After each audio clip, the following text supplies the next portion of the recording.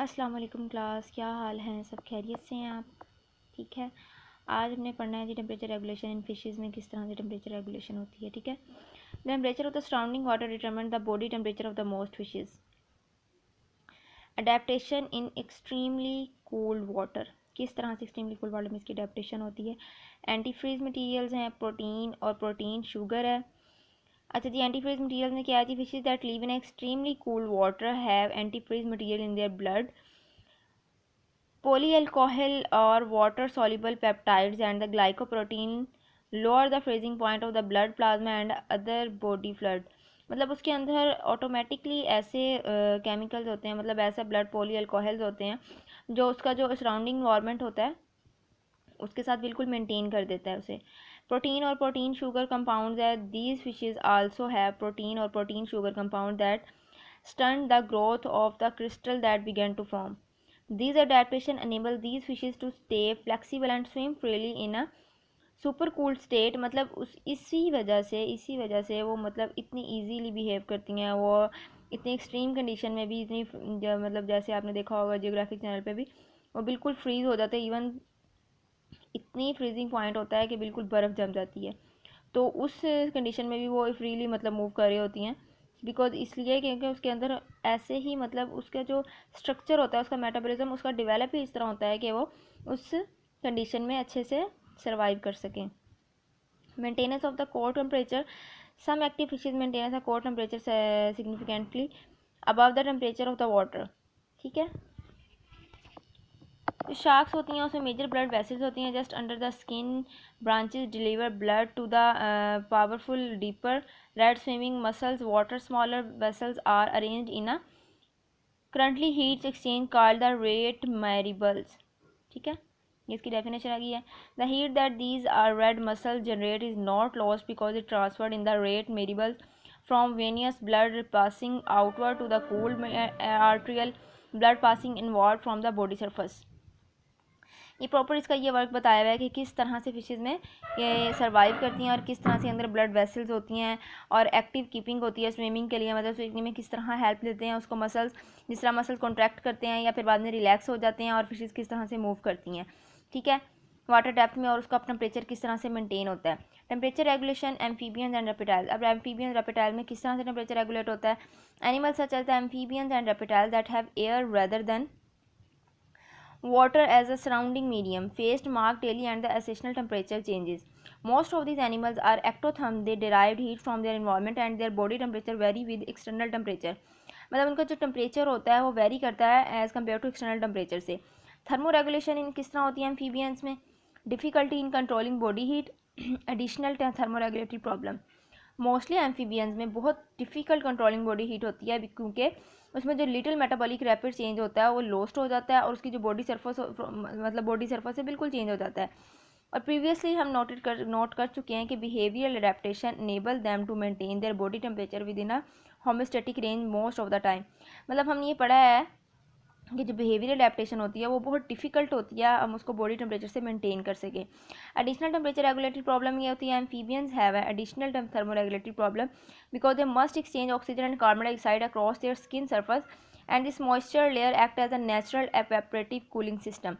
The problem of heat loss through evaporation limits the habitat and active of the amphibians to warm moist area.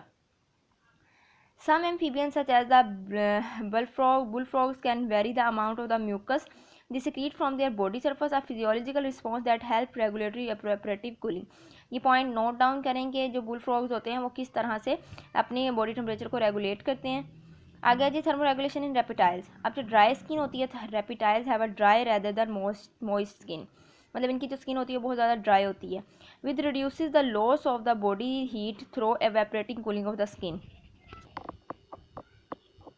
Expandable rib cage. They also have expandable rib cage which allow more powerful and efficient ventilation. Completely ectothermic. Reptiles are almost completely ectothermic. They have a low metabolic rate and warm themselves off by behavioral adaptation. Diving reptiles होते हैं, इसमें यह है कि some of the more sophisticated regulatory mechanism found in a mammals are first found in reptiles. For example diving reptiles हैं, sea हैं, turtles हैं, sea snakes हैं, conceive body that by routing blood through circulatory shunts into the center of the body. These animals can also increase the heat production in response to the hormones thyroxine and epinephrine. ये point note down करें कि जो animals होते हैं वो किस तरह heat production को इंक्रीज करते हैं, किस हार्मोन्स की प्रोडक्शन में, थायरॉक्सिन और एपिनेफ्रिन की. Thermoregulation in tortoise and land turtles.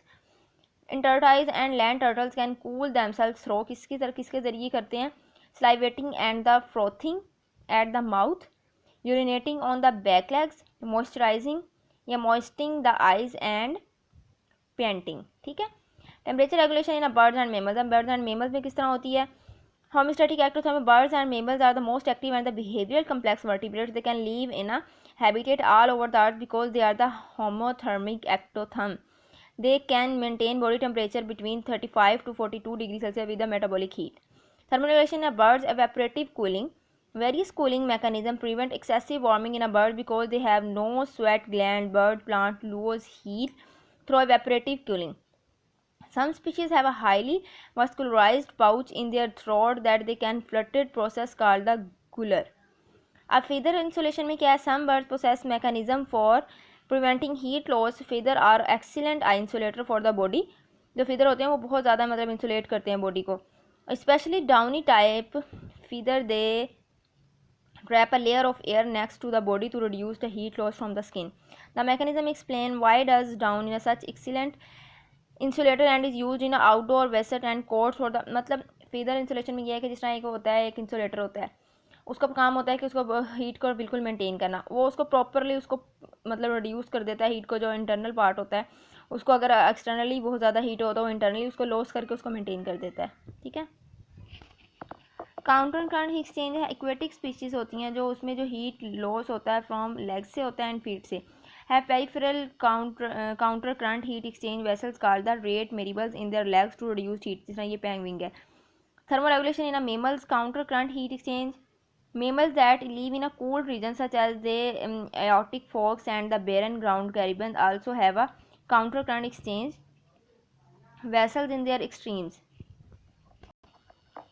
अब एयर से किस तरह हीट एक्सचेंज होती है. Animals in a hot climate such as the jackrabbits have mechanism to ride the body of the excess heat.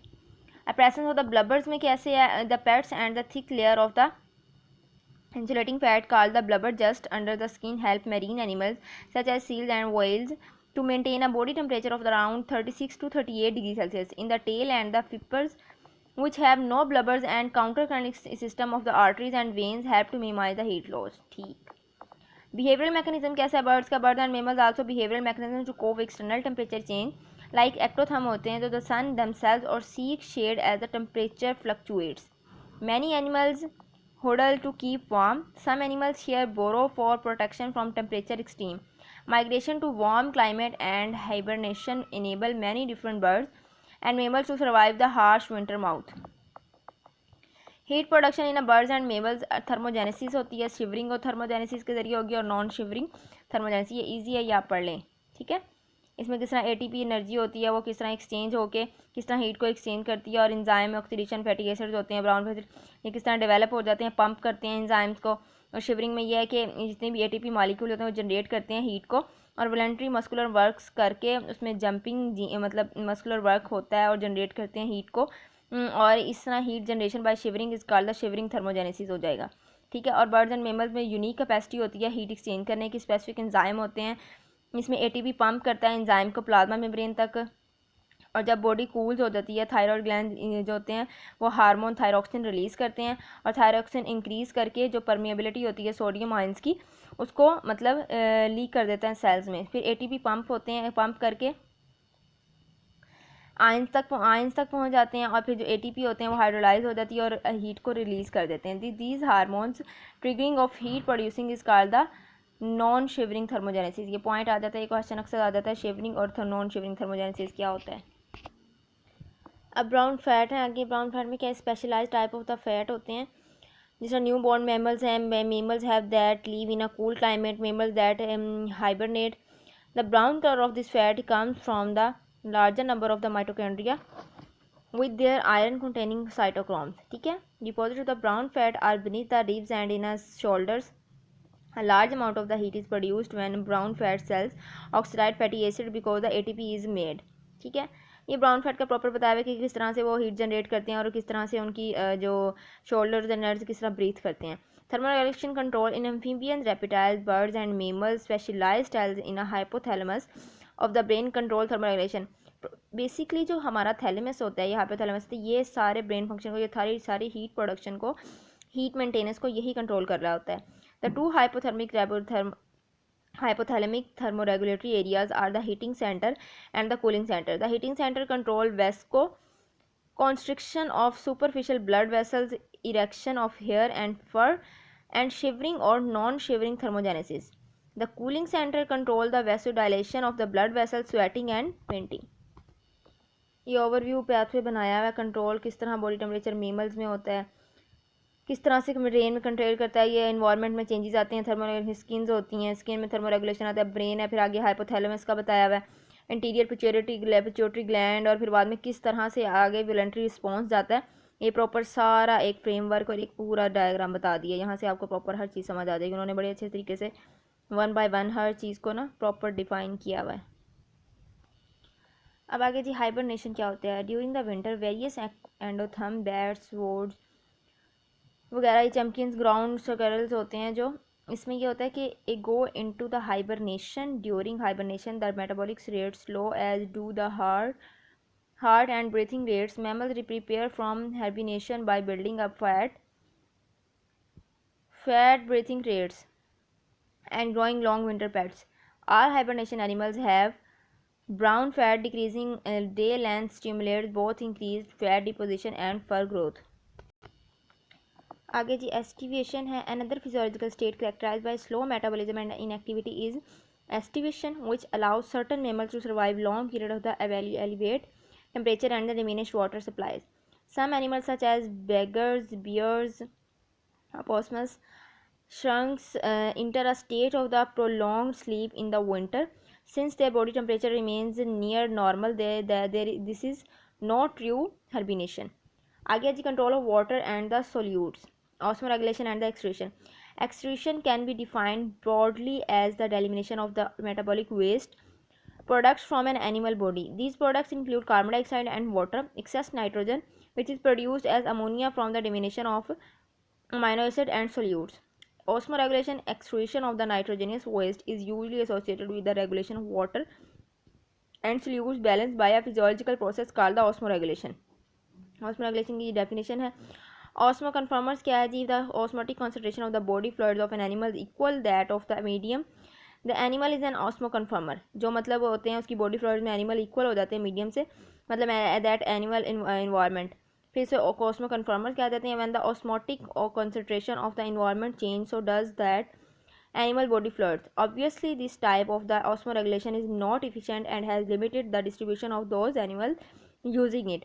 आगे osmoregulator क्या है? An animal that maintain the body fluids at a different osmotic concentration from that of its surrounding environment is an osmoregulator. Sweater animals हैं. Animals living in a sweater have body fluids with an osmotic water concentration that is about a third less than the surrounding seawater, and the water tend to leave their bodies continually. To compensate this problem, mechanism evolved in these animals to conserve water and prevent dehydration. Freshwater animals हैं. Freshwater animals have a body fluid that are the hyperosmotic with respect to their environment, and water tends to continually enter their bodies. Mechanism evolved in these animals that excrete water and prevent fluid accumulation. Land animals है, मतलब ये तीनों सी waters का बताया, fresh water animals का बताया, फिर आगे लैंड वाटर एनिमल्स का. Land animals have a high concentration of the water in their fluid that in the surrounding air that tend to lose water to their air through evaporation and may use considerable amount of the water to dispose of the waste. ठीक है. आगे invertebrates excretory system है. Invertebrates excretory system में किस तरह ये marine invertebrates हैं, फिर वाटर इन्वर्टिब्रेट्स हैं, टेरेस्ट्रियल इन्वर्टिब्रेट्स हैं, फिर उसका एक्सक्रीटरी सिस्टम बताया हुआ है ये पैरामीशियम वगैरह का. ये सारा ये जो सी डायग्राम है ये बहुत ज़्यादा इंपॉर्टेंट है आपकी. ठीक है, ये चलें हम नेक्स्ट पढ़ेंगे, इसको यहीं से स्टार्ट करेंगे इन्वर्टिब्रेट्स एक्सक्रीटरी सिस्टम को. ये बच्चे अपना साथ साथ इसको कवर करते रहें. ठीक है, और अपना ख्याल रखिएगा बहुत ज़्यादा. ओके जी, अल्लाह हाफिज़।